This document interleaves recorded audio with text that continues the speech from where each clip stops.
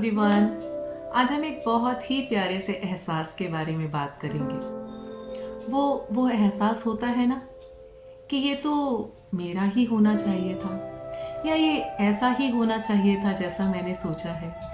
ये उस डायरेक्शन में कैसे जा सकता है जिधर मैंने नहीं सोचा।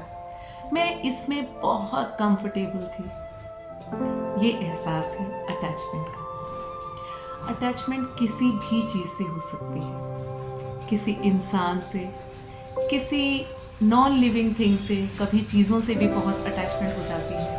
कभी किसी कंक्लूजन या परिणाम के बारे में सोच लेते हैं और हम उसको उसी डायरेक्शन में सोचते जाते हैं कि ये ऐसा ही होना चाहिए था, और जब वो वैसा नहीं होता ना तो कहीं अंदर बहुत ही ज़्यादा तकलीफ होती है। तो ये होता है अटैचमेंट।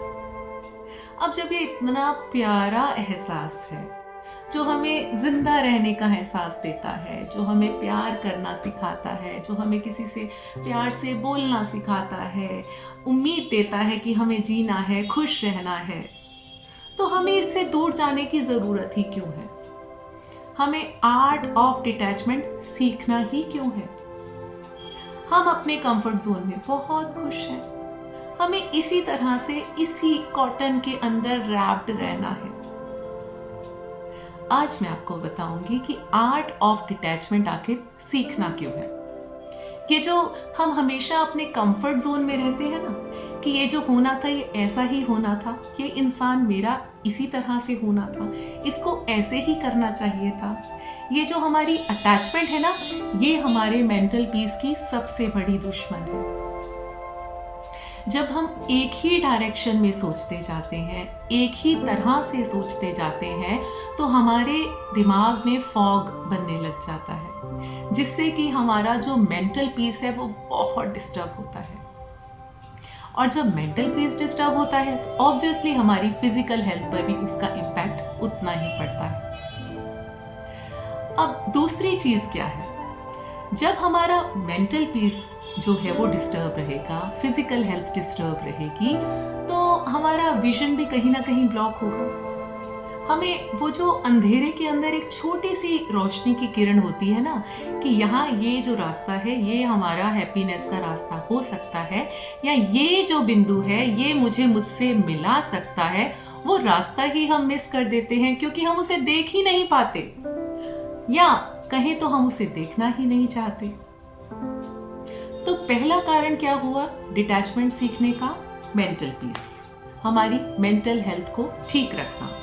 और दूसरा कारण क्या हुआ? सही रास्ता ढूंढना। और तीसरा जो सबसे इंपॉर्टेंट चीज है, जब हम इस दुविधा में होते हैं ना कि ये क्यों हुआ या वो क्यों हुआ, ये ऐसा ही होना चाहिए था या वैसा ही होना चाहिए था, तो हम अपनी पेन का मेन कारण ही नहीं जान पाते। हमारा बाहर जाने का मन क्यों नहीं कर रहा, खाने पीने उठने का सही से रूटीन क्यों नहीं बन पा रहा, हम किसी भी चीज में अपना मन ही नहीं लगा पाते क्योंकि हमें रीजन ही समझ नहीं आता कि ऐसा आखिर हुआ क्यों। रीजन क्या है, क्यों? अब एक छोटी सी बात है, कितने लोगों की मृत्यु होती है हमारे आस पड़ोस में, हमारी बिल्डिंग में, हमारी गली मोहल्ले में, या कोविड के टाइम कितनी एम्बुलेंस गई। क्या हम सभी के लिए उतनी ही शिद्दत से रोए थे या उतनी ही तकलीफ में रहे थे जितना हम अपने परिवार वालों के लिए रहे? जब हमने किसी अपने परिवार वाले को खो दिया तो आप कारण समझने की कोशिश कीजिए। कारण क्या रहा? कारण वो मृत्यु नहीं थी, कारण थी वो अटैचमेंट जो हमें अपने फैमिली मेंबर से या जिन्हें हम प्यार करते हैं उनसे हमारी हो जाती है। जो वो अटैचमेंट है ना, वो उस पेन का मेन कारण होती है। तो इसलिए हमें आर्ट ऑफ डिटैचमेंट सीखना बहुत जरूरी है। अब चौथा कारण क्या है, जरा ध्यान दीजिए। जब हमारा मेंटल पीस डिस्टर्ब है, हमें सही रास्ता नहीं सूझ रहा और हमें अपने दुख का मेन कारण भी समझ नहीं आ रहा, तो हम कहीं ना कहीं अपनी सेल्फ रिस्पेक्ट को भी दांव पर लगा देते हैं। प्लीज ऐसा क्यों नहीं हो रहा? मैं बहुत खुश थी या था, मैं बहुत अच्छा फील कर रही थी या कर रहा था, वो सेम चीज क्यों नहीं चलती जा रही? अरे सेम तो कुछ भी नहीं रहता ना। वक्त है, गुजर जाता है, टाइम है, बदल जाता है ना? तो कभी भी कुछ भी एक ही तरह से नहीं रहता।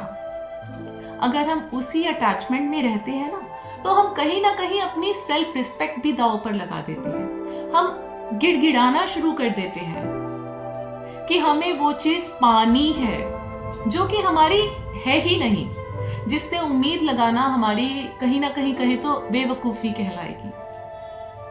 तो हमें उस चीज को समझने के लिए भी आर्ट ऑफ डिटैचमेंट सीखना बहुत जरूरी है। आज तो हम सिर्फ इतनी ही बात करेंगे कि हमें इस प्यारे से एहसास अटैचमेंट से आर्ट ऑफ डिटैचमेंट सीखना हमारे लिए क्यों जरूरी है। कल से मैं हर लेसन के लिए एक एक स्टोरी जरूर रखूंगी, जिससे कि हम सभी इस बात को और अच्छी तरह से समझ पाएं कि हम आखिर इसे सीखें कैसे।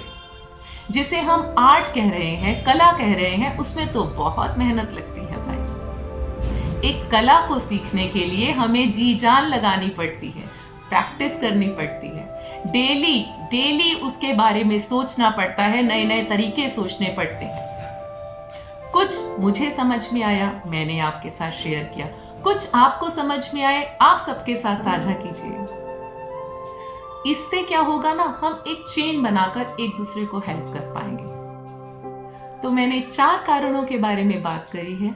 मेंटल पीस, वे, रास्ता हैप्पीनेस का और दुख का क्या है, और तीसरा विजन ब्लॉक हो जाता है, और चौथा क्या है, सेल्फ रिस्पेक्ट। इसके अलावा अगर आपको कुछ भी समझ में आता है या कुछ और आपको कारण दिखता है, तो आप प्लीज हमारे साथ शेयर करिएगा।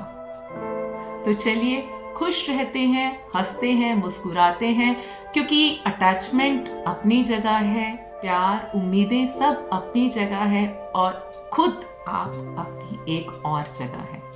तो अपने आप को खोए बिना हमें इस अटैचमेंट में जुड़े रहना है। और हाँ, एक बहुत इंपॉर्टेंट बात, डिटैचमेंट का मतलब कोल्ड होना नहीं है। ऐसा नहीं कि हमें कभी प्यार ही नहीं करना चाहिए या हमें किसी से उम्मीद ही नहीं लगानी चाहिए। वहां लगाओ जहां खुद को ना खो दो। बस इतनी सी बात का ध्यान रखते हैं, और कल फिर से मिलते हैं। तब तक के लिए बाय बाय, टेक केयर, हंसिए, मुस्कुराइए, क्योंकि एक ही जीवन मिला है, उसको जीना है। Bye, take care.